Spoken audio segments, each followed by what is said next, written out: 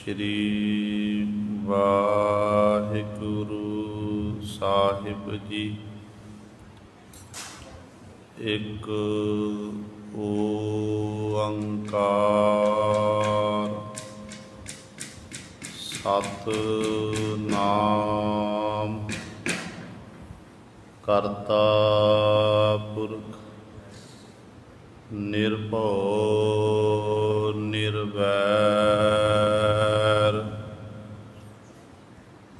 अकाल मूरत अजूनी सैभं गुर प्रसाद। दंडौत बंदन अनक बार सर्व कला समरथ डोलन ते राखो प्रभु नानक दे कर हाथ। जो हमारी विद होती मेरे सतगुरा साबिद तुम हर जानो आपे। हम रुते फिरते कोई बात न पूछता गुर सतगुर संग कीरे हम तापे। धन धन गुरु नानक जन केरा जित मिलिया चूके सब सोग संतापे। जिता समुंद सागर नीर भरिया तेते औगण हमारे। दया करो किश मेहर उपावो डूबदे पत्थर तारे। जियड़ा अग्न बराबर तपै भीतर बगै काती। प्रणबत नानक हुक्म पछाणै सुख होवै दिन राती। बाणी गुरु गुरु है बाणी बिच बाणी अमृत सारे।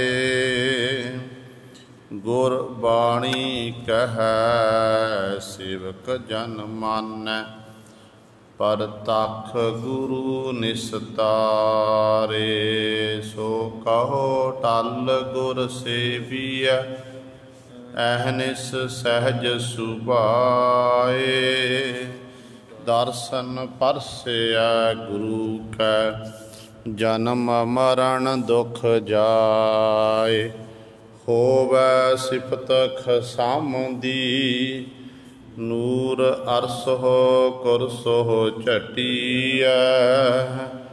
तुद डिठे सच्चे पातशाह मल जन्म जन्म दी कटिया।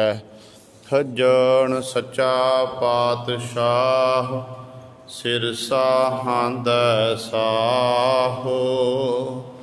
जिस पास बैठिया सोहिया सबना दा बेसाहो।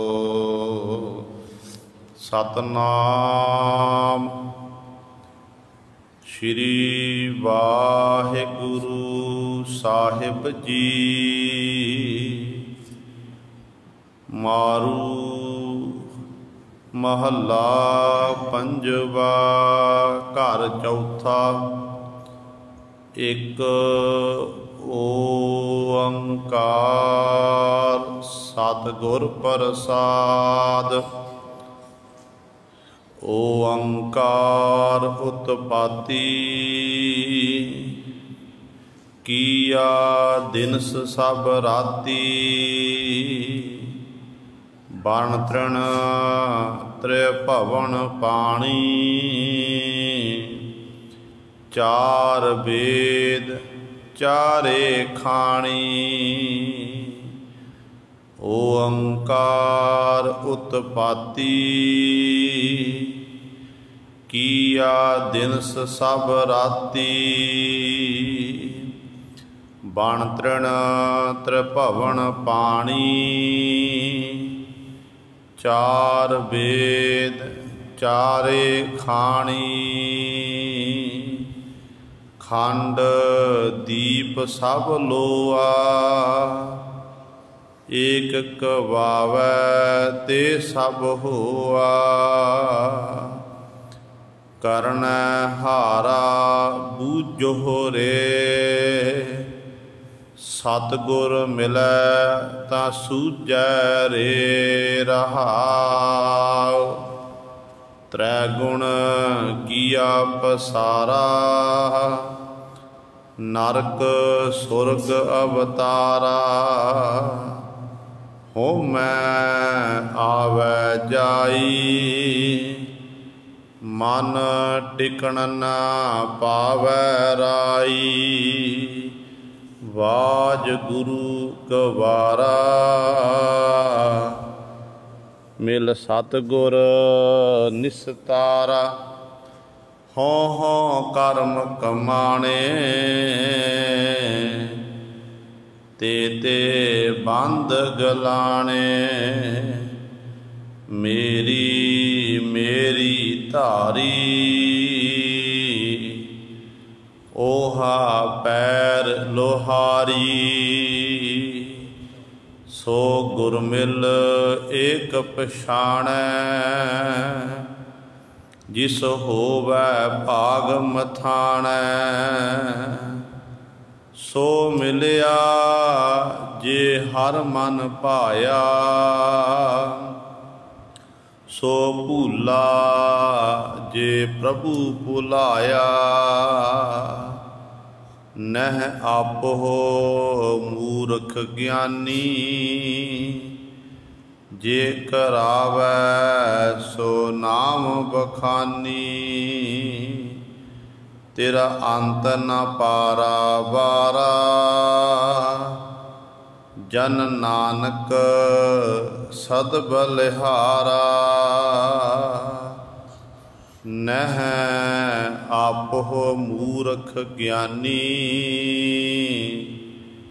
जे करावै सो नाम बखानी।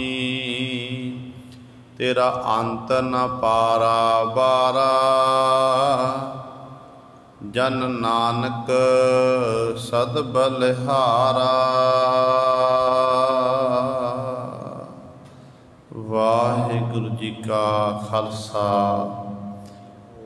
वाहिगुरु जी की फतेह। परम सन्मानयोग जुगो जुग अटल। चबर छतर तख्त मालक। बाणी के बोहित जाहरा जहूर हाजरा हजूर। सर्व कला समरथ धन धन साहिब श्री गुरु ग्रंथ साहिब। सच्चे सतगुरु जी की पावन पवित्र निघी गोद अंदर जुड़ बैठे गुरु रूप गुरु सवारे सत संगी जनों। आप जी बड़िया भागां वाले हो जो दशमेश पिता गुरु कलगीधर सतगुरु अमृत के दाते सर्वांस दानी। धन धन साहिब श्री गुरु गोबिंद सिंह महाराज जी की चरण छो धरती। महान पवित्र अस्थान गुरुद्वारा मंजी साहिब आलमगीर विखे अमृत बेले तो हाजरियां भर के सतसंगत करके सतगुरु जी दियां खुशियां प्राप्त कर रहे हो। अमृत बेले तो सजे दीवाना विच आप जी ने हुणे ही सत्कारयोग गुरु घर दे कीर्तनियां पासों श्री आसा जी दी वार दे कीर्तन श्रवण कीते हन। सो आओ गुरु सवारियो, समा है जो चल रही लड़ीवार गुरबाणी दी कथा आप संगतां मारू राग दे विचों श्रवण कर रहीआं हन। आओ अपनियां मन बिरतियां इकागर करिए, ध्यान गुरु चरणां नाल जोड़िए ते सतगुरु महाराज जी के पावन उपदेश नूं हिरदियां विच वसा के अपना जीवन सफला करिए। करो सारे अपनी रसना पवित्र, आखो जी सतनाम। श्री वाहिगुरु साहिब जी सतनाम। श्री वाहिगुरु साहिब जी। मारू महला पंजवा। घर चौथा। एक ओंकार सतगुर प्रसाद। मारू राग दे विच पंजवें पातशाह जपियो जिन अर्जन देव गुरु, फिर संकट जोन गर्भ न आए। धन धन साहिब श्री गुरु अर्जन देव महाराज साडे उत्ते बख्शिश कर रहे हैं।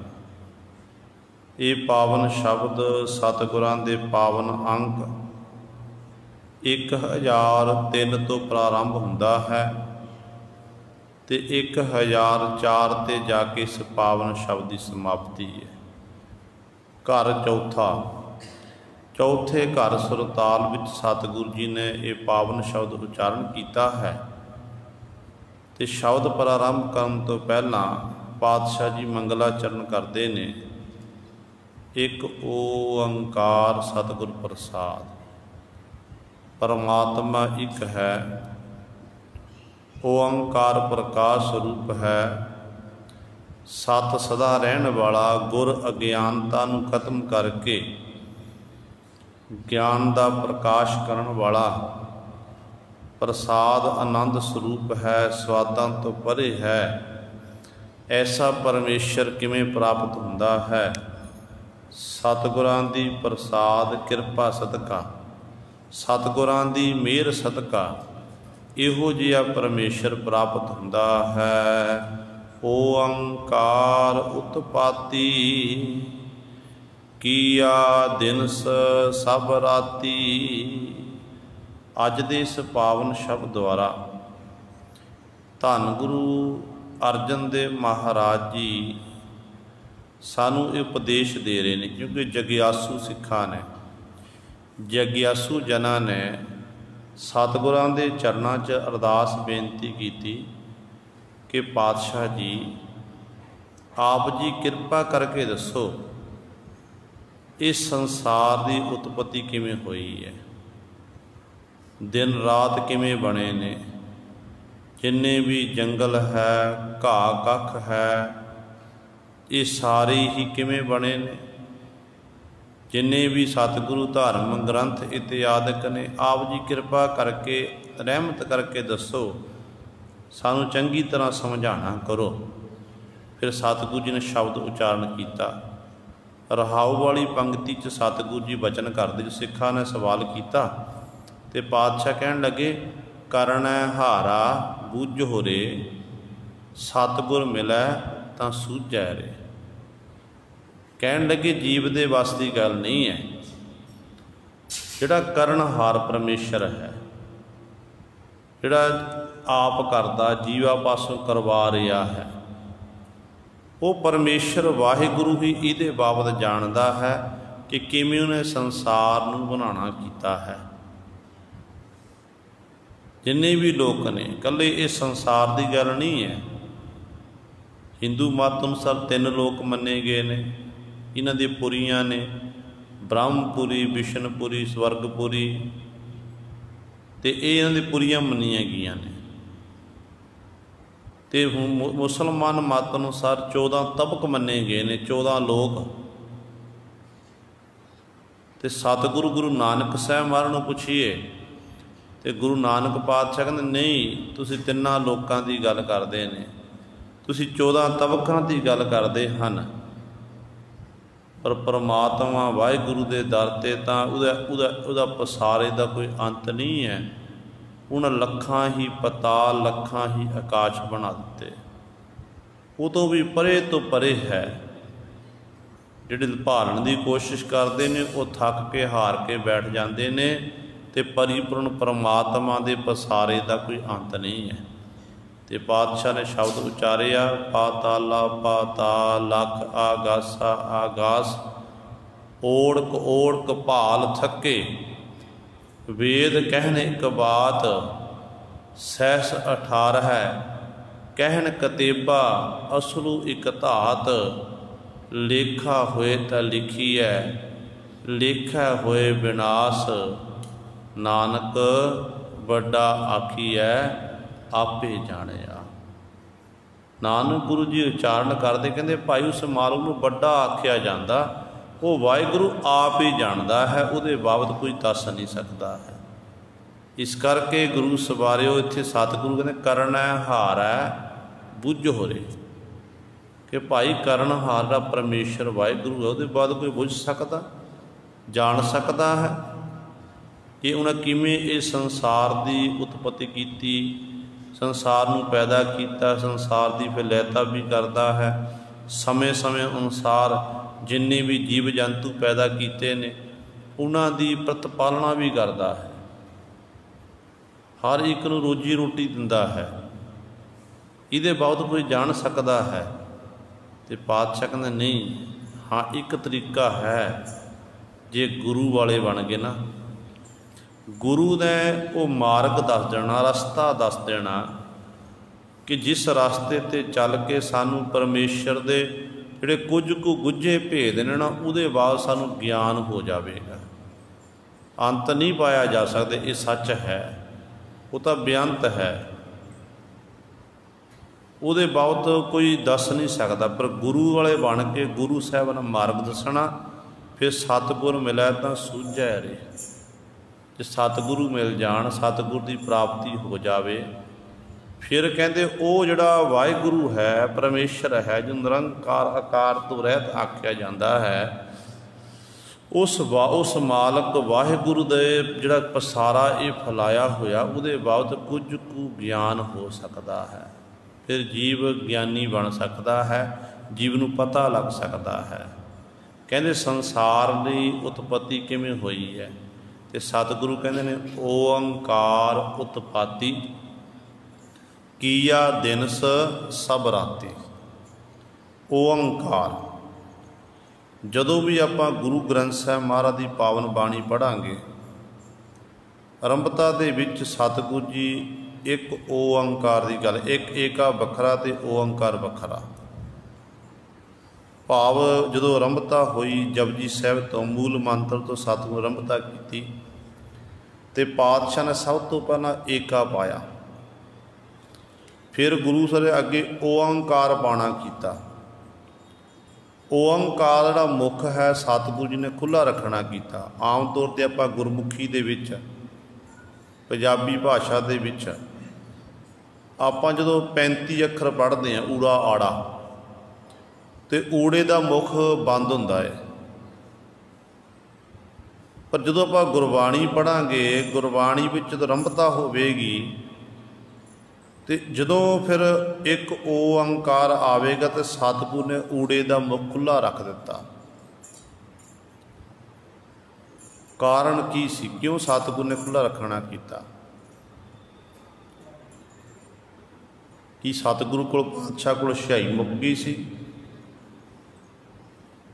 ਨਹੀਂ ਗੁਰੂ ਸਵਾਰਿਓ, ਅਸਲ ਵਿੱਚ ਸਤਿਗੁਰੂ ਨੇ ਇਹ ਜਣਾਇਆ, ਸਾਨੂੰ ਦੱਸਿਆ ਹੈ, ਜਿਹੜਾ ਇੱਕ ਪ੍ਰਮਾਤਮਾ ਇੱਕ ਹੈ, ਓੰਕਾਰ ਪ੍ਰਕਾਸ਼ ਰੂਪ ਹੈ ਜਿਹੜਾ, ਇਸ ਓੰਕਾਰ ਦੇ ਵਿੱਚੋਂ ਹੀ ਜਿੰਨੇ ਵੀ ਬ੍ਰਹਿਮੰਡ ਨੇ, ਸੰਸਾਰ ਹੈ, ਜਿੰਨੇ ਜੀਵ ਜੰਤੂ ਨੇ, इस ओंकार दे विचों पैदा होए ने ते ओंकार विच जाके समा जाते हैं।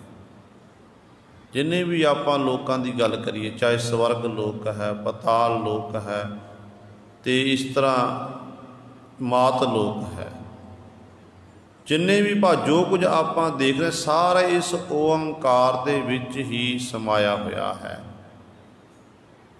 इस तो ही पैदा हुंदा, यही पैदा करन वाला ते समय अनुसार फिर यही लैता करन वाला है।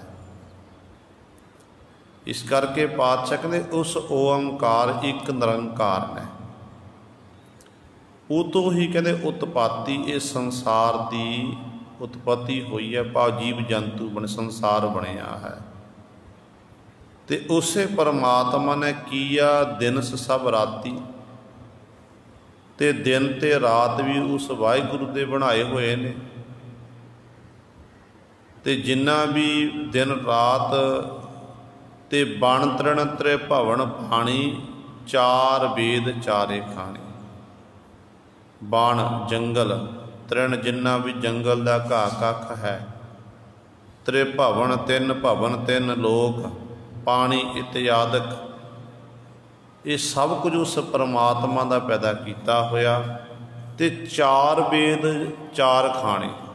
चार वेद आम तौर पर आप मानते हैं कि ब्रह्मा जी ने रचना कीते ने, ते पर गुरु साहिबान जी कहते नहीं भाई, ब्रह्मे नूं जे सतगुरु ने समत बख्शी ना, फिर ब्रह्मे ने ये चार वेद उच्चारण किए हैं। असल विच जो कुछ आप कर रहे हैं, जो कुछ हो रहा संसार दे विच, ये परिपूर्ण परमात्मा के हुक्म दे विच ही हो रहा है। चार खाणी, चार खाणियां ने अंडज, जेरज, सेतज, उत्पुज। ते चारे खाणियां तो गुरु सवारियो बखरे बखरे जीव जंतु पैदा होए, जो परमात्मा दियां पैदा कीतियां हुईयां ने। अंडियां तो पैदा होने वाले, जेरज तो अंडियां तो पैदा होने पंछी इत्यादक, जेरज तो पैदा होने वाले मनुख आ गए, पशु आ गए, ये गुरु सूरज जेरज तो पैदा होने वाले। ते सेतज उत्पज, सेतज पसीना, पसीने तो गुरु सूरज अनेकों प्रकार के जंतु पैदा होने।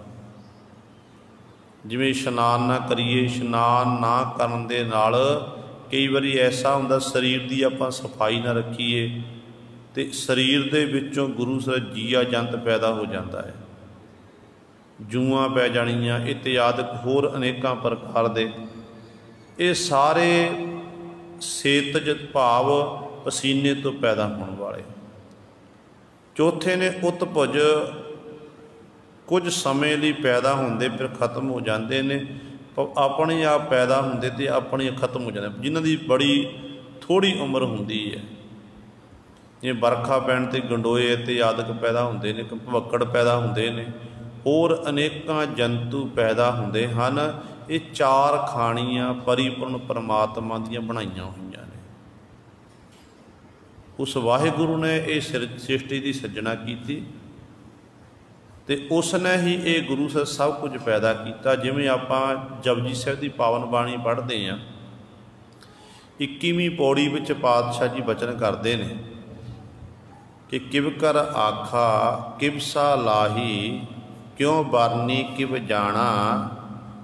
सतगुर किमें हे परमात्मा तेनों मैं आखना करा, किमें तेरी सिफ सलाह करा, किमें तेरे गुणों का मैं वर्णन करा। फिर पातशाह कहते ने इत्थों तक सतगुरु ने भी बचन कर दिते, कहन लगे वक्त ना पायो कादिया, जे लिखण लेख कुरान, थित वार ना जोगी जानै, रुत माहु ना कोई, जा करता सिरठी को साजे, आपे जानै सोई। कहते वक्त ना पायो कादिया, काजी लोगों ने कहते उन्होंने भी कहते इहदे जिहड़ा परमात्मा ने जिवें संसार की बनतर हुई कदों का संसार बनिया, ਉਹਨਾਂ ਨੂੰ ਵੀ ਕਹਿੰਦੇ ਕਿਸੇ ਪ੍ਰਕਾਰ ਦੀ ਸੋਝੀ ਨਹੀਂ ਆਈ। ਜੇ ਉਹਨਾਂ ਨੂੰ ਪਤਾ ਹੁੰਦਾ ਨੇ ਕਿ ਫਲਾਣੇ ਸਮੇਂ ਤੋਂ ਉਦੋਂ ਤੋਂ ਸੰਸਾਰ ਬਣਿਆ ਹੁੰਦਾ, ਤੇ ਸਤਿਗੁਰੂ ਕਹਿੰਦੇ ਨੇ ਵਕਤ ਨਾ ਪਾਇਓ ਕਾਦੀ ਆ ਜੇ ਲਿਖਣ ਲੇਖ ਪੁਰਾਣਾ। ਫਿਰ ਉਹਨੇ ਕੁਰਾਨ ਸ਼ਰੀਫ ਦੇ ਵਿੱਚ ਲਿਖ ਦੇਣਾ ਸੀ, ਧਾਰਮਿਕ ਗ੍ਰੰਥਾਂ ਦੇ ਜਿਹੜੀਆਂ 4 ਇਹਨਾਂ ਦੇ ਕਿਤਾਬ ਨੇ ਉਹਨਾਂ ਨੇ ਲਿਖ ਦੇਣਾ ਸੀ ਕਿ ਫਲਾਣੇ ਸਮੇਂ ਆ ਸੰਸਾਰ ਦੀ ਉਤਪਤੀ ਹੋਈ ਹੈ। ਵੇਲ ਨਾ ਪਾਈਆ ਪੰਡਤੀ ਜੇ ਹੋ, ਨਾ ਹੀ ਉਹ ਪੰਡਤ ਲੋਕ ਜਾਣਦੇ ਨੇ ਕਿ ਕਦੋਂ ਇਹ ਸੰਸਾਰ ਬਣਿਆ, ਸੰਸਾਰ ਦੇ ਜੀਵ ਜੰਤੂ ਪੈਦਾ ਹੋਏ। ਕਹਿੰਦੇ ਜੇ ਉਹਨਾਂ ਨੂੰ ਪਤਾ ਹੁੰਦਾ, ਕਹਿੰਦੇ 4 ਵੇਦਾਂ ਵਿੱਚ ਪੁਰਾਣਾ ਸ਼ਾਸਤਰਾਂ ਦੇ ਵਿੱਚ ਲਿਖ ਦੇਣਾ ਸੀ। ਜਿਹੜੇ ਥਿੱਤਾਂ 12 ਇਤਿਆਦਿਕ ਨੇ, ਕਹਿੰਦੇ ਇਹ ਜੋਗੀ ਪੁਰਸ਼ ਨਹੀਂ ਜਾਣਦੇ। ਥਿੱਤ ਵਾਰਨਾ ਜੋਗੀ ਜਾਣੈ, ਰੁੱਤ ਮਾਹੋ ਨਾ ਕੋਈ। ਫਿਰ ਜਾਣਦਾ ਕੌਣ ਹੈ? ਸਤਿਗੁਰੂ ਜੀ। ਗੁਰੂ ਨਾਨਕ ਪਾਤਸ਼ਾਹ ਨੂੰ ਸਵਾਲ ਕਰਦੇ ਨੇ, ਤੇ ਧੰਨ ਗੁਰੂ ਨਾਨਕ ਦੇ ਮਹਾਰਾਜ ਕਹਿੰਦੇ ਨੇ ਕਿ ਜਾ ਕਰਤਾ ਸਿਰਠੀ ਕੋ ਸਾਜੇ, ਆਪੇ ਜਾਣੈ ਸੋਈ। ਉਹ ਕਰਤਾ ਵਾਹਿਗੁਰੂ ਹੀ ਹੈ, ਜਿਹਨੇ ਇਹ ਸਾਰੀ ਸ੍ਰਿਸ਼ਟੀ ਦੀ ਸਿਰਜਣਾ ਕੀਤੀ ਹੈ, ਇਹ ਸੰਸਾਰ ਬਣਾਉਣਾ ਕੀਤਾ ਹੈ। ਉਹ ਵਾਹਿਗੁਰੂ ਪਰਮਾਤਮਾ ਹੀ ਜਾਣਦਾ ਹੈ ਕਿ ਕਦੋਂ ਸੰਸਾਰ ਬਣਿਆ, ਕਦੋਂ ਜੀਵ ਜੰਤੂ ਬਣੇ ਨੇ। ਕੋਈ ਇਹਨਾਂ ਦੀ ਸਨ ਤਰੀਕ ਸੰਮਤ ਨਹੀਂ ਲਿਖਿਆ ਗਿਆ। ਜਿਵੇਂ ਸੰਸਾਰ ਦੇ ਵਿੱਚ ਵੱਡੇ ਵੱਡੇ ਪੀਰ ਪਕੰਬਰ ਔਲੀਏ ਆਏ ਨੇ, ਸਾਡੇ ਗੁਰੂ ਸਾਹਿਬਾਨ ਜੀ ਆਏ ਨੇ, ਹਾਲਾਂਕਿ ਉਹ ਪਰਮੇਸ਼ਰ ਦੀ ਜੋਤ ਸੀ। ਉਹ ਸੰਸਾਰ ਵਿੱਚ ਆਏ, ਉਹਨਾਂ ਦਾ ਸਨ ਜਨਮ ਡੇਟਾ ਤੇ ਉਹਨਾਂ ਦਾ ਜੋਤੀ ਜੋ ਸਮਾਨ ਦੇ ਦਿਨ ਗੁਰੂ ਸਾਹਿਬ ਲਿਖੇ ਗਏ ਨੇ।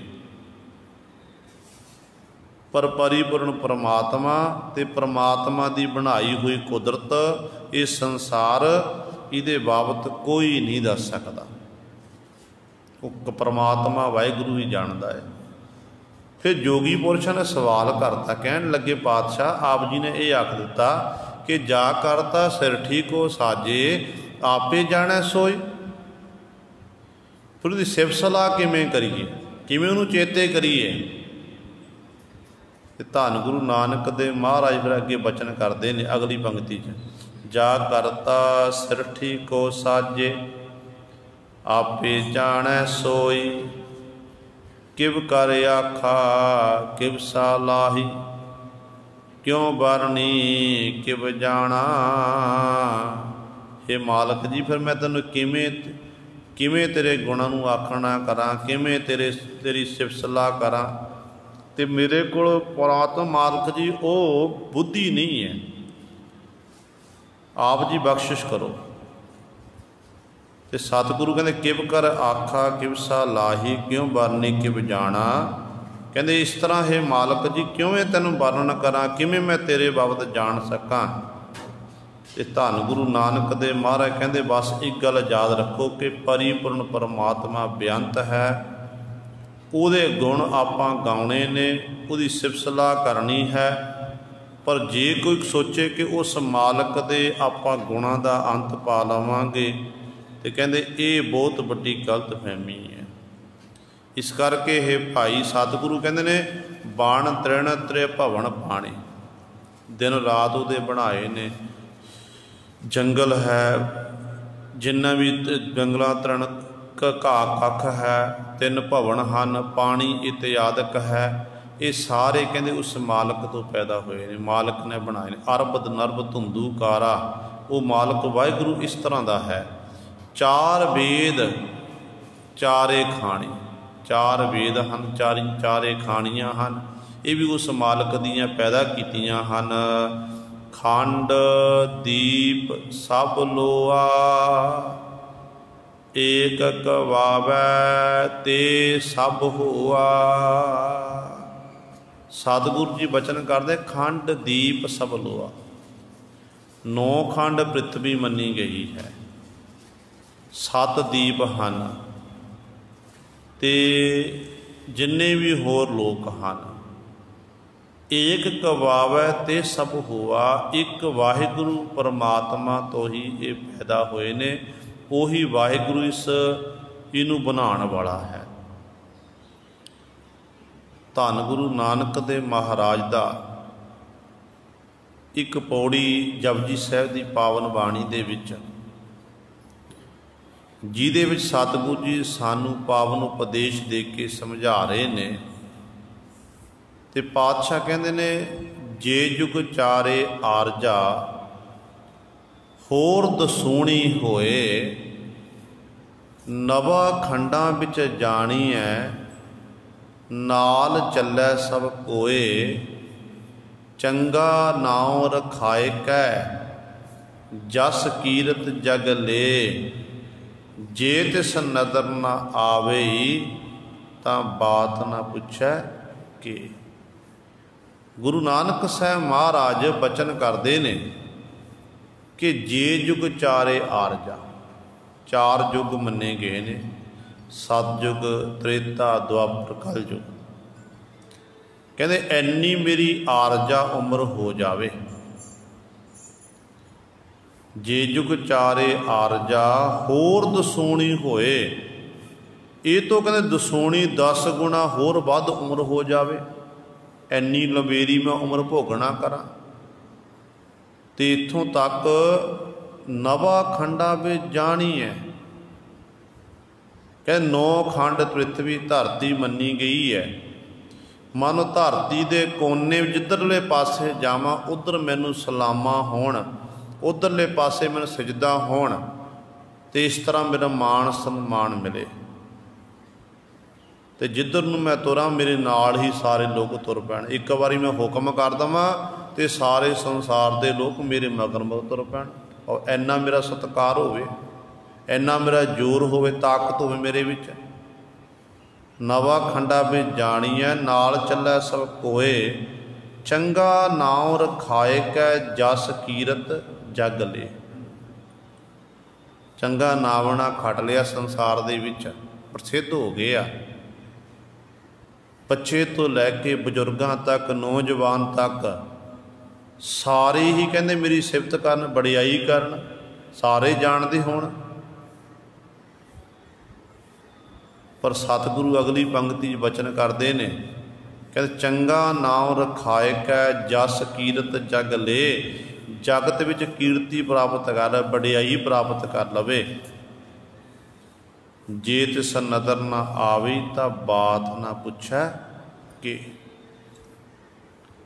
ਕਹਿੰਦੇ ਫਸ ਜਾਣੇ ਜੇ ਇੰਨਾ ਮਾਣ ਸਨਮਾਨ ਵਡਿਆਈ ਮਿਲਣ ਦੇ ਨਾਲ, ਹੇ ਪਰਮਾਤਮਾ ਜੇ ਤੇਰੀ ਨਜ਼ਰ ਨਾ ਹੋਵੇ, ਤੇਰੀ ਮਿਹਰ ਨਾ ਹੋਵੇ, ਫਿਰ ਤੇਰੇ ਦਰ 'ਤੇ ਕਿਸੇ ਨੇ ਗੱਲਬਾਤ ਕੋਈ ਨਹੀਂ ਪੁੱਛਣੀ। ਪਰ ਤੂੰ ਹੀ ਹੈ ਮਾਣ ਵਡਿਆਈਆਂ ਦੇਣ ਵਾਲਾ, ਸਭ ਕੁਝ ਤੂੰ ਹੀ ਹੈ। ਜੇ ਤਿਸ ਨਜ਼ਰ ਨਾ ਆਵੇ ਤਾਂ ਬਾਤ ਨਾ ਪੁੱਛੈ ਕਿ। ਕੀਟਾ ਅੰਦਰ ਕੀਟ ਕਰ ਦੋਸੀ ਦੋਸ ਧਰੇ। ਤੇ ਮਾਲਕ ਜੀ ਮੈਂ ਤਾਂ ਕੀੜਿਆਂ ਵਿੱਚੋਂ ਛੋਟਾ ਜਿਹਾ ਕੀੜਾ, ਜਿਵੇਂ ਧੰਨ ਗੁਰੂ ਰਾਮਦਾਸ ਪਾਤਸ਼ਾਹ ਮਹਾਰਾਜ ਬਚਨ ਕਰਦੇ ਨੇ। ਗੁਰੂ ਰਾਮਦਾਸ ਪਾਤਸ਼ਾਹ ਨੂੰ ਪੁੱਛੋ, ਸਤਿਗੁਰੂ ਕਹਿੰਦੇ ਨੇ ਹਮ ਕੀਰੇ ਕਿਰਮ ਸਤਿਗੁਰ ਸਰਨਾਈ। ਕਰ ਦਇਆ ਨਾਮ ਪਰਗਾਸ ਮੇਰੇ ਮੀਤ ਗੁਰਦੇਵ। ਮੋਕੋ ਰਾਮ ਨਾਮ ਪਰਗਾਸ। ਗੁਰੂ ਸਾਹਿਬਾਨ ਨੇ 2 ਸ਼ਬਦ ਵਰਤੇ ਨੇ, ਹਮ ਕੀਰੇ ਕਿਰਮ। ਕੀਰੇ ਕਿਰਮ, ਕੀੜੇ ਵੱਖਰੇ ਤੇ ਕਿਰਮ ਵੱਖਰੇ। ਕੀੜੇ ਦੇ ਵਿੱਚ ਜਿਹੜਾ ਹੈ ਛੋਟੀ ਜਿਹੀ ਹੱਡੀ ਹੁੰਦੀ ਹੈ। ਜਿਹੜਾ ਕਿਰਮ ਹੈ, ਕਿਰਮ ਉਹ ਹੱਡੀ ਤੋਂ ਰਹਿਤ ਹੈ। ਜਦੋਂ ਨੂੰ ਹੱਥ ਉੱਤੇ ਚੁੱਕੀਏ ਤੇ ਜਦੇ ਹੀ ਖਤਮ ਹੋ ਜਾਂਦਾ ਗੁਰੂ ਸਾਹਿਬ ਬਿਲਕੁਲ।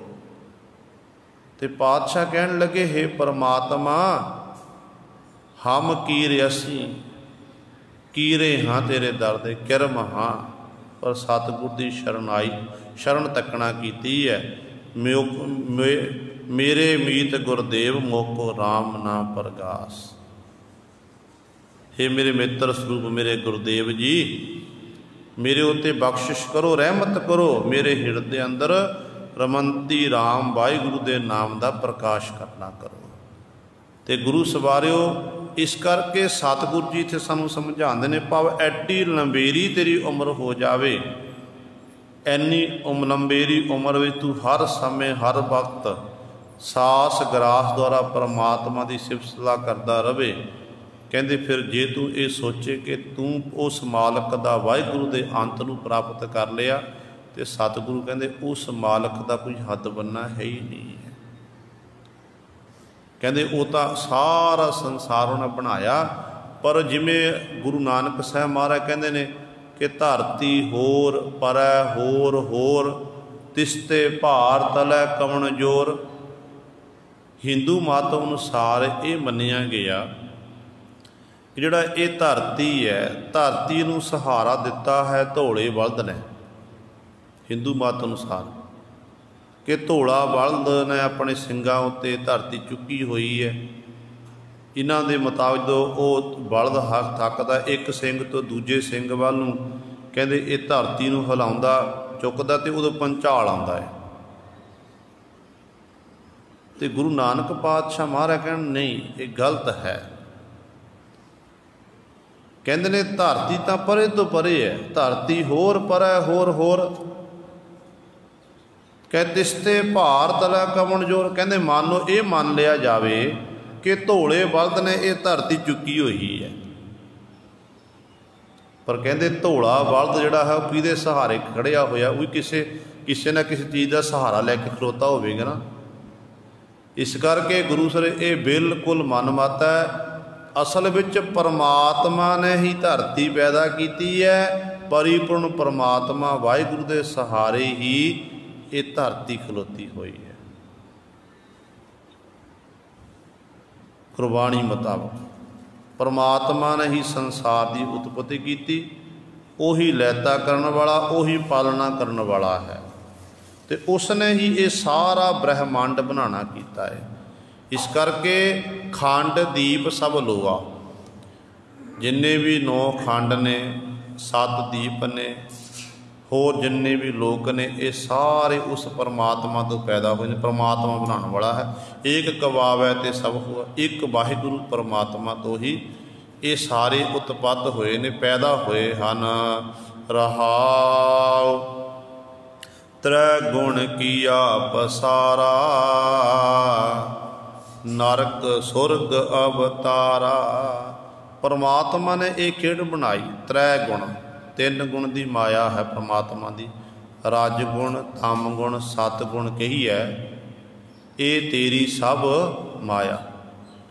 ਕਹਿੰਦੇ ਇਹਦੇ ਰਾਹੀਂ ਹੀ ਪਰਮਾਤਮਾ ਨੇ ਆਪਣਾ ਪਸਾਰਾ ਕੀਤਾ। ਜਦੋਂ ਮਾਲਕ ਦੇ ਵਾਹਿਗੁਰੂ ਦੇ ਮਨ ਵਿੱਚ ਇਹ ਆਇਆ ਨਾ ਕਿ ਮੈਂ ਇੱਕ ਤੋਂ ਬਹੁਤੇ ਰੂਪ ਹੋਵਾਂ, ਇੱਕ ਤੋਂ ਬਹੁਤੇ ਰੂਪ ਹੋਣ ਦੇ ਲਈ ਪਰਿਪੂਰਨ ਪਰਮਾਤਮਾ ਨੇ ਫਿਰ ਮਾਇਆ ਦਾ ਸਹਾਰਾ ਲੈਣਾ ਕੀਤਾ, ਮਾਇਆ ਪੈਦਾ ਕੀਤੀ ਹੈ।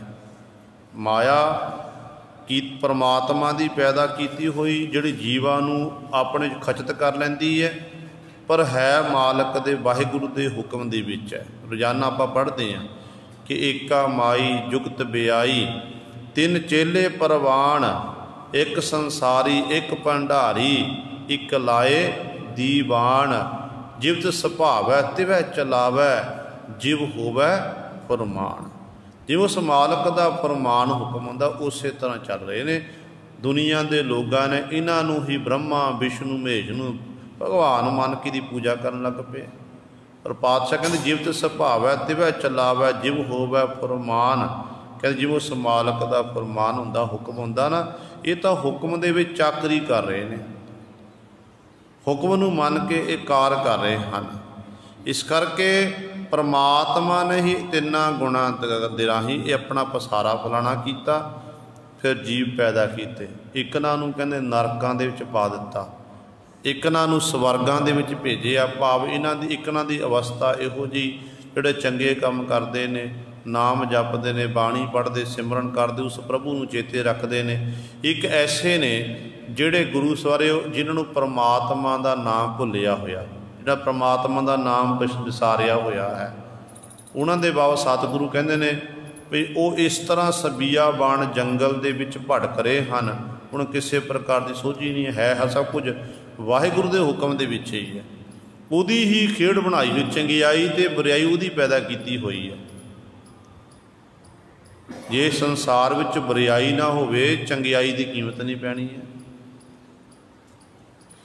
ਤੇ ਪਰਮਾਤਮਾ ਨੇ ਖੇਡ ਬਣਾਈ ਹੈ। ਜਿਵੇਂ ਆਪਾਂ ਸਤਿਗੁਰ ਦੇ ਬਚਨ ਪੜ੍ਹਦੇ ਹਾਂ ਨਾ ਕਿ ਬਾਜੀ ਗਰ ਜੈਸੇ ਬਾਜੀ ਪਾਈ, ਨਾਨਾ ਰੂਪ ਭੇਖ ਦਿਖਲਾਈ।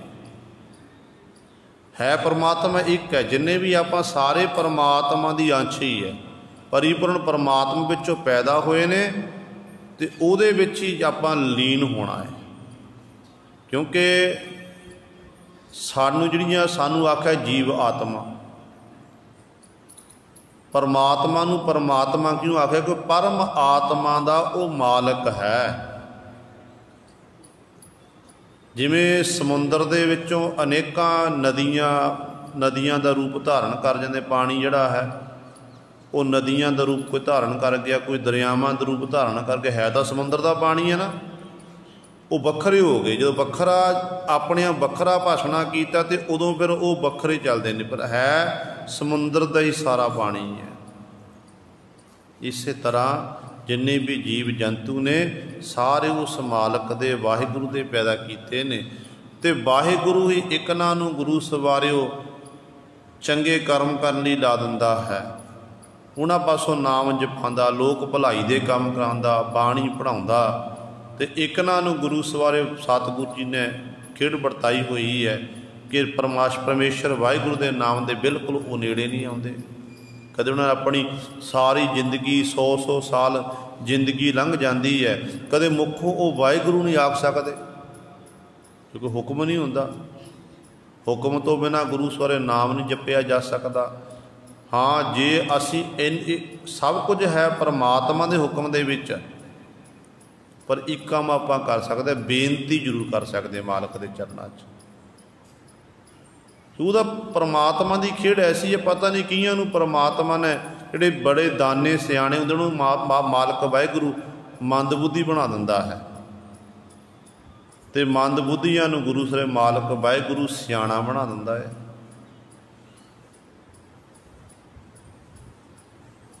ਜਦੋਂ ਸਤਿਗੁਰੂ ਪਾਤਸ਼ਾਹ ਮਹਾਰਾਜ ਬਾਲਾ ਪ੍ਰੀਤਮ ਸ਼੍ਰੀ ਗੁਰੂ ਹਰਿਕ੍ਰਿਸ਼ਨ ਸਾਹਿਬ ਮਹਾਰਾਜ ਪੰਜੋਖੜਾ ਸਾਹਿਬ ਧਰਤੀ 'ਤੇ ਪਹੁੰਚੇ ਸਨ।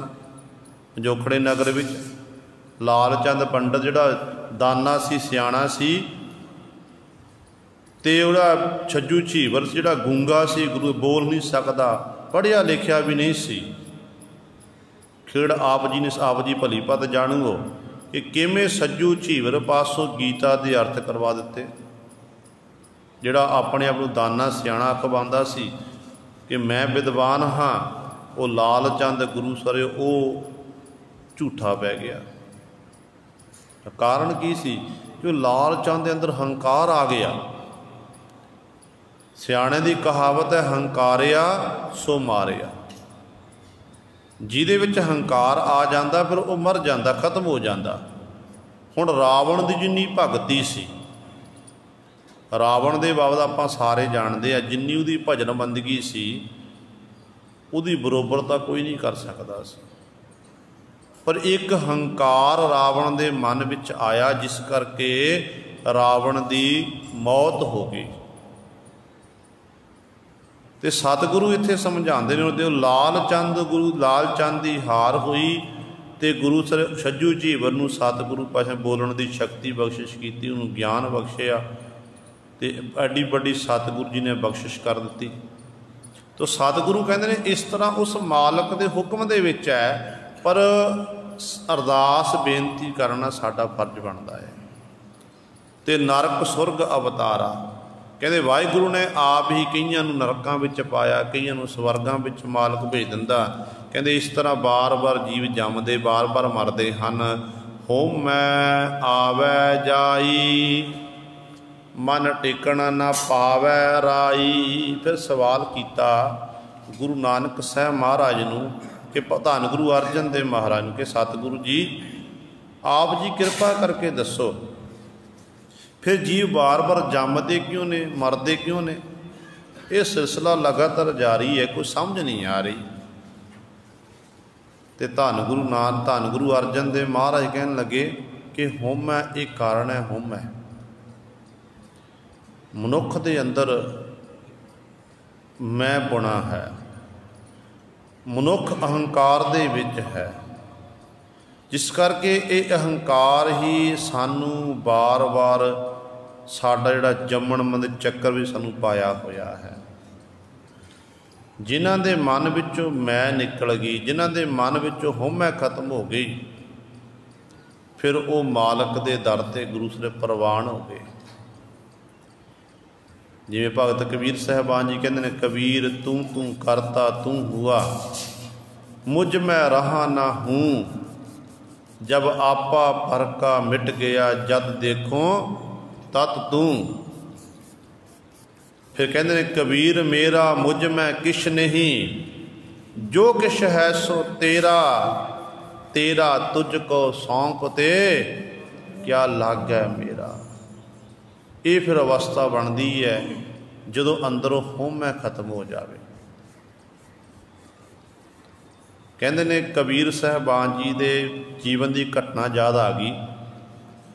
ਕਬੀਰ ਸਾਹਿਬਾਨ ਜੀ ਨੇ ਮਾਇਆ ਦੇ ਤਿਆਗੀ ਬਣ ਗਏ, ਭਜਨ ਬੰਦਗੀ ਬੜੀ ਕਰਦੇ ਸਨ ਵਾਹਿਗੁਰੂ ਦੀ, ਪਰਮਾਤਮਾ ਵਿੱਚ ਭੇਦ ਹੋ ਗਏ, ਲੀਨ ਹੋ ਗਏ, ਮਾਇਆ ਦੇ ਤਿਆਗੀ ਬਣ ਗਏ। ਲੋਕਾਂ ਵਿੱਚ ਬੜੀ ਚਰਚਾ ਇਹ ਕਬੀਰ ਜੀ ਨੇ ਮਾਇਆ ਤਿਆਗ ਦਿੱਤੀ ਹੈ। ਤੇ ਕਬੀਰ ਸਾਹਿਬਾਨ ਦੇ ਮਨ 'ਚ ਮਾਣ ਆਇਆ ਕਿ ਮੈਂ ਮਾਇਆ ਤਿਆਗੀ ਹੈ, ਮੈਂ ਮਾਇਆ ਤਿਆਗੀ ਹੈ। ਕਹਿੰਦੇ ਨੇ ਕੁਦਰਤੀ ਤੌਰ 'ਤੇ ਪਰਮਾਤਮਾ ਨੇ ਖੇਡ ਵਰਤਾਈ। ਜਦੋਂ ਵੀ ਰੱਬ ਦੇ ਪਿਆਰੇ ਭਗਤ ਦੇ ਮਨ ਵਿੱਚ ਥੋੜ੍ਹਾ ਬਹੁਤਾ ਮਾਣ ਆ ਜਾਵੇ ਨਾ, ਤੇ ਸਤਿਗੁਰੂ ਜੀ ਗੁਰੂ ਸਾਹਿਬਾਨ ਪਰਮਾਤਮਾ ਫਿਰ ਉਸ ਮਾਣ ਨੂੰ ਥੋੜ੍ਹੇ ਸਮੇਂ 'ਚ ਦੂਰ ਕਰ ਦਿੰਦੇ ਨੇ। ਹੁਣ ਕਬੀਰ ਸਾਹਿਬਾਨ ਜੀ ਕਿਸੇ ਕਾਰਜ ਲਈ ਆਪਣੇ ਪਰਿਵਾਰ ਦੇ ਸਹਿਤ ਆਪਣੇ ਸਹੁਰੇ ਪਰਿਵਾਰ ਵਿੱਚ ਗਏ। ਹੁਣ ਸਹੁਰੇ ਪਰਿਵਾਰ ਵਿੱਚ ਗੁਰੂ ਸਹੁਰੇ ਆਮ ਤੌਰ 'ਤੇ ਮਨੁੱਖ ਦੀ ਇਹ ਸੋਚ ਹੁੰਦੀ ਹੈ ਕਿ ਮੈਂ ਆਪਣੇ ਸਹੁਰੇ ਘਰ ਗਿਆ ਹਾਂ, ਮੇਰੀ ਉੱਥੇ ਚੰਗੀ ਟਹਿਲ ਸੇਵਾ ਹੋਵੇ, ਮੈਨੂੰ ਚੰਗਾ ਭੋਜਨ ਪ੍ਰਸ਼ਾਦਾ ਛਕਾਇਆ ਜਾਵੇ। ਤੇ ਇਸ ਤਰ੍ਹਾਂ ਸੋਚ ਮਤਾ ਕਬੀਰ ਸਾਹਿਬਾਨ ਜੀ ਗਏ। ਕਬੀਰ ਸਾਹਿਬਾਨ ਦੇ ਅੱਗੇ ਪਰਿਵਾਰ ਦੇ ਮੈਂਬਰਾਂ ਨੇ, ਸਹੁਰੇ ਪਰਿਵਾਰ, ਉਬਲਦੇ ਹੋਏ ਜਿਹੜੇ ਉਬਾਲੇ ਹੋਏ ਚੌਲ ਰੱਖ ਦਿੱਤੇ। ਹੁਣ ਜਦੋਂ ਕਬੀਰ ਸਾਹਿਬਾਨ ਜੀ ਨੇ ਉਹਨਾਂ ਚੌਲਾਂ ਵੱਲ ਦੇਖਿਆ ਤੇ ਨੱਕ ਚੜ੍ਹਾਉਣਾ ਕੀਤਾ ਕਿ ਮੈਂ ਇੰਨੀ ਦੂਰੋਂ ਚੱਲ ਕੇ ਆਇਆ ਸਹੁਰੇ ਪਰਿਵਾਰ, ਮੇਰੇ ਮਨ ਦੀ ਇੱਛਾ ਸੀ ਕਿ ਇੱਥੇ ਮੇਰੀ ਟਹਿਲ ਸੇਵਾ ਹੋਵੇ, ਪਰ ਮੈਨੂੰ ਇਹ ਉਬਾਲੇ ਹੋਏ ਮੇਰੇ ਚੌਲ ਅੱਗੇ ਰੱਖਣਾ ਕੀਤੇ ਨੇ, ਇਹ ਠੀਕ ਨਹੀਂ ਕੀਤਾ। ਫਿਰ ਗੁਰੂ ਸਵਾਰਿਓ ਮਨ ਵਿੱਚ ਵਿਚਾਰ ਆਈ ਕਿ ਮਨਾ ਇਹ ਵੀ ਮੇਰੇ ਅੰਦਰ ਹੰਕਾਰ ਹੈ ਕਿ ਮੈਂ ਆਪਣੇ ਸਹੁਰੇ ਪਰਿਵਾਰ ਵਿੱਚ ਆ ਕੇ ਮੈਂ ਆਪਣੇ ਆਪ ਨੂੰ ਵੱਡਾ ਜਣਾਉਂਦਾ ਕਿ ਮੈਂ ਵੱਡਾ ਹਾਂ।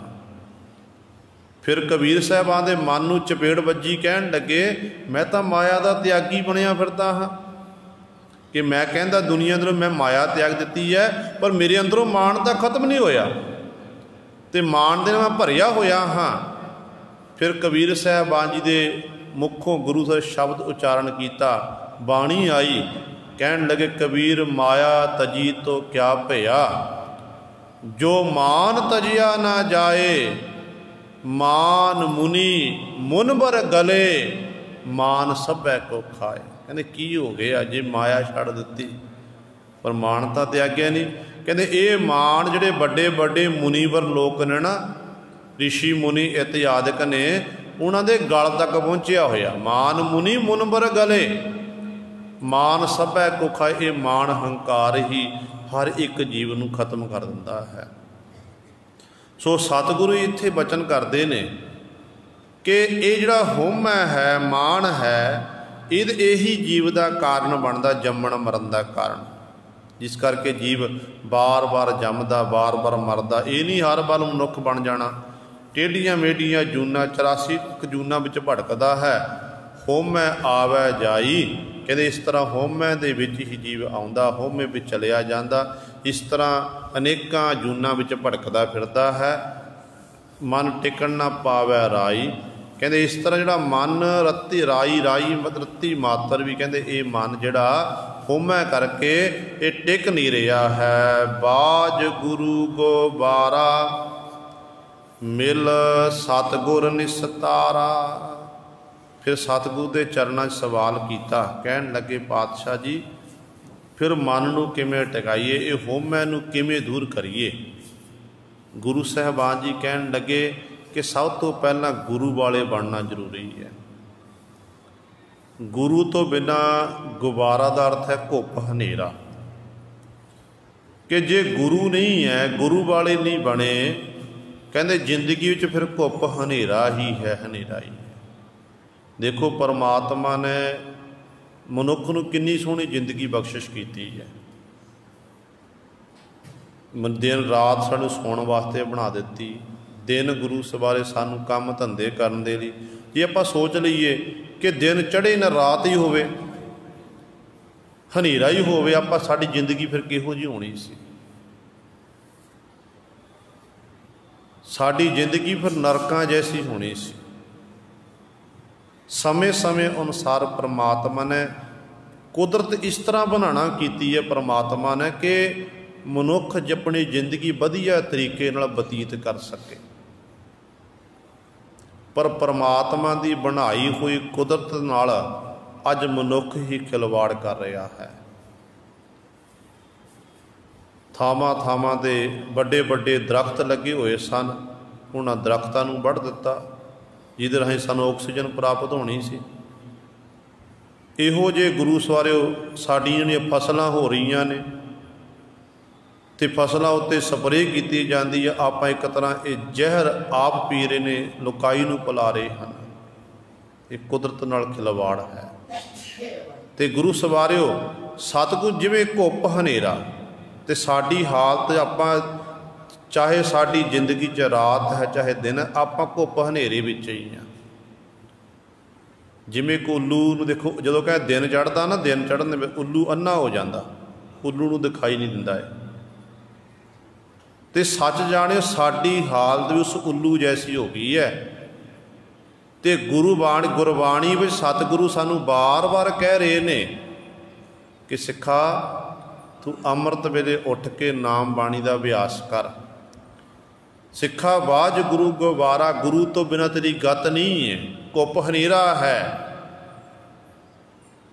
पर जिमें उल्लू दिन चढ़े तो अन्ना हो जाता ना, सच जानियो असीं भी एक तरह अंधले होए फिरदे हां, सानू कुछ दिखाई नहीं दे रहा। कारण की है कि आपां गुरु वाले नहीं बने हाँ। पहलां भी दास ने बेनती की सी कि समा इहो जिहा आ चुका है, अज किते अमर संचार नहीं हो रहा है। पहला 5 प्यारे साहबान गुरुद्वारियां साहब विखे अनाउंसमेंट की जाती सी कि भाई गुरु वाले बनो। तख्तां ते साडे जिहड़े 5 तख्त ने, उन्हां तख्तां ते उत्ते 2 समय बुधवार ते ऐतवार अमर संचार किया जाता सी। हुण लोकां दा संगत दा इकट्ठ ना होवे, इस करके ये अमर संचार बंद किया गया है। कोई भयानक जिहड़ी बीमारी फैली हुई है। अज जी आपां आखीए कि आपां गुरु वाले बनना, पता नहीं गुरु सवारे ये जिहड़ा रोग है दूर होना कि नहीं होना है। पता नहीं 5 प्यारे साहिबान अमृत द्वारा तैयार करनगे नहीं करनगे। मान लिया जो तक रोग दूर उदों तक साडी मौत हो जाए, आपां फिर गुरु तो बिना संसार तो चले जावांगे। इस करके हाले भी समा है ये जुड़न दा, जिहड़ा समा सानू मिलिया ना, इस समय विच बैठ के आपां गुरबाणी नूं पढ़ीए, सिमरन करिए, अमृत वेले की संभाल करिए, फिर गुरु साहिबान दियां सानू खुशियां मिल जाणगियां।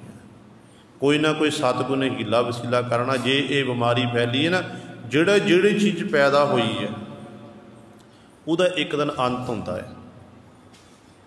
मनुख बनिया, साडा आपां जन्म लिया ते अज बीमारी फैली है तो कल नूं इहदा कोई इलाज भी लभ जाना, इहदा अंत भी हो जाना है।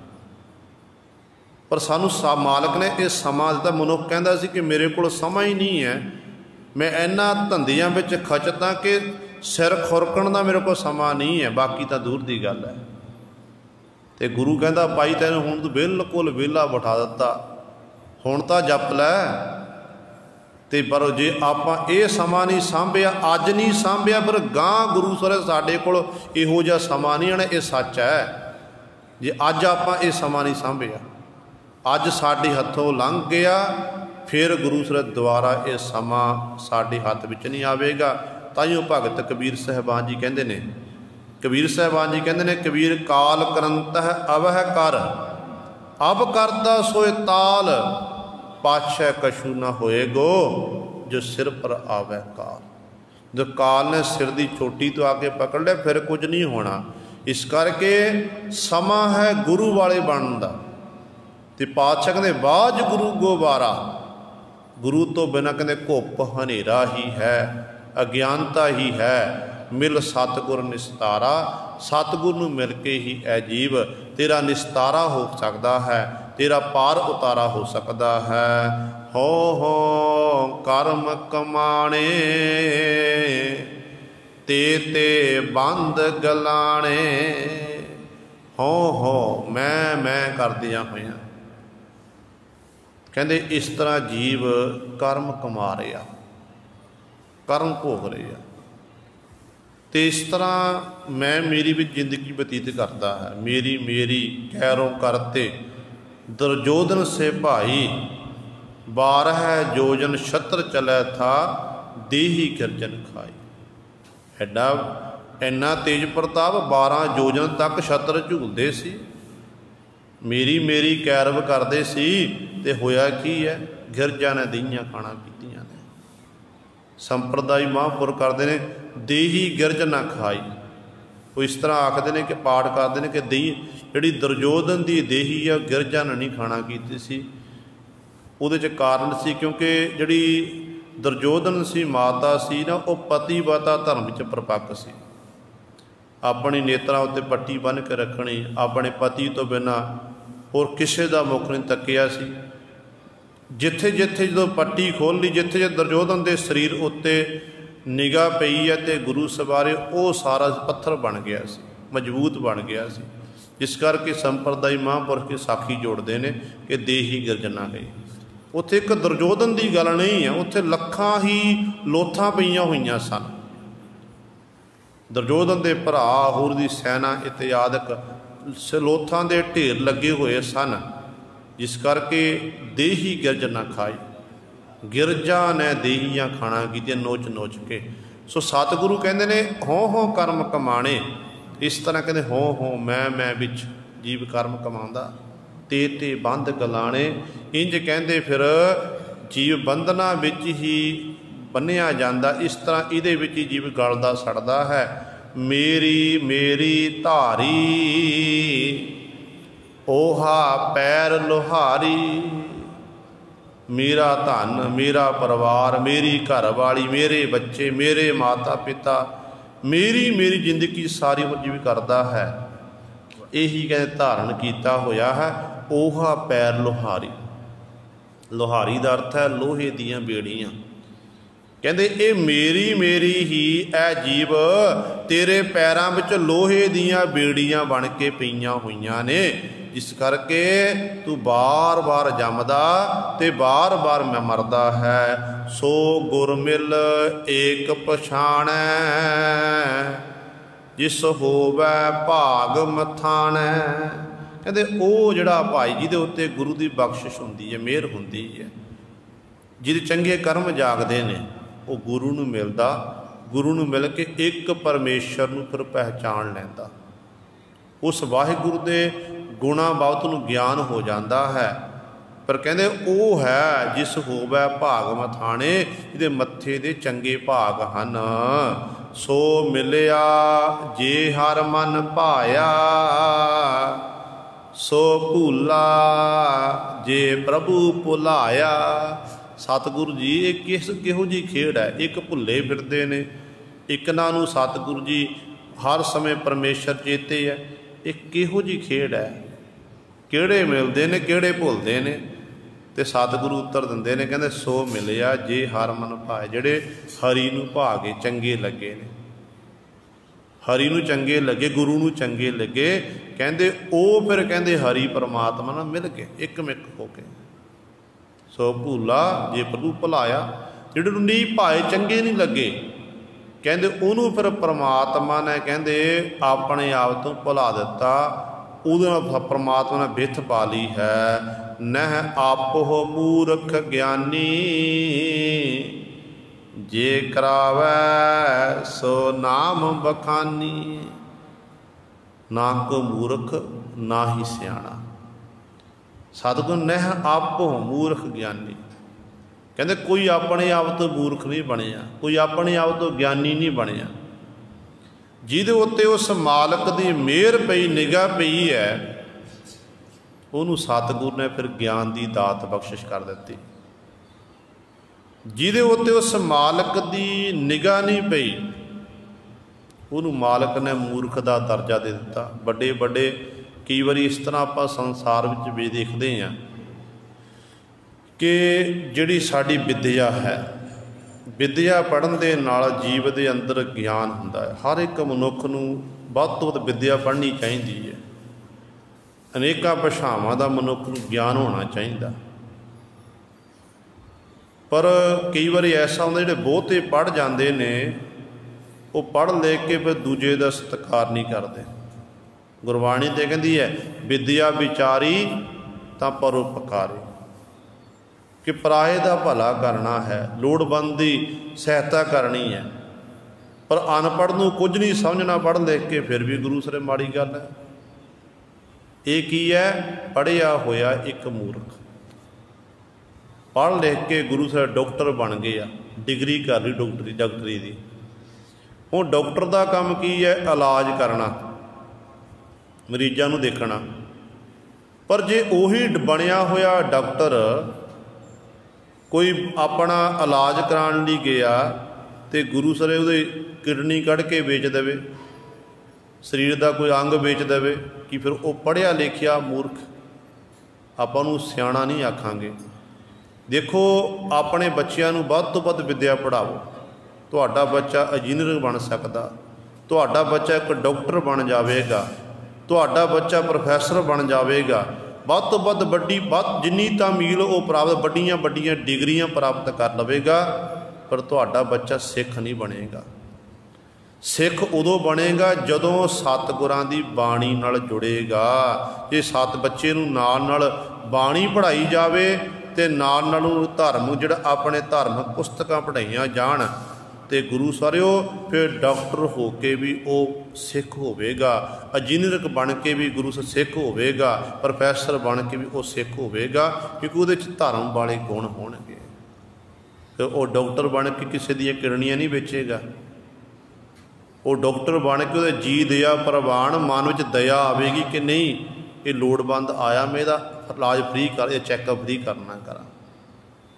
ये गुरबाणी दे राही होना है।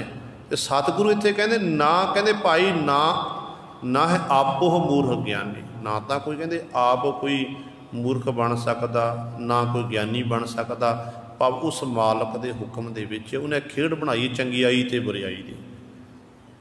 जे करावै सो नाम बखां, जिवें वो मालक वाहिगुरु कराउंदा ना, उस तरह कहंदे ये करदे ने। जिहड़े नूं भाउंदे उन्हां पासों परमात्मा नाम बखानी अपना नाम जपाउंदा है, जिहड़े नहीं भाउंदे हन उन्हां नूं फिर मालक मूर्ख बना दिंदा है। तेरा अंत न पारा बारा, जन नानक सत बलिहारा। हे वाहिगुरू जी, तेरा अंत नहीं, तेरे गुणां दा अंत नहीं, तू पारावार तो रहत है। जन नानक सद बलिहारा, नानक जन नानक तां ते तो सदी भी काली बलिहार जाता हाँ, सदके जाता है।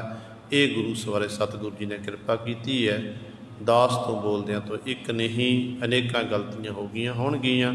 संगत अते सतगुरु बख्शण योग हन। भुल चुक दी खिमा करनी जी।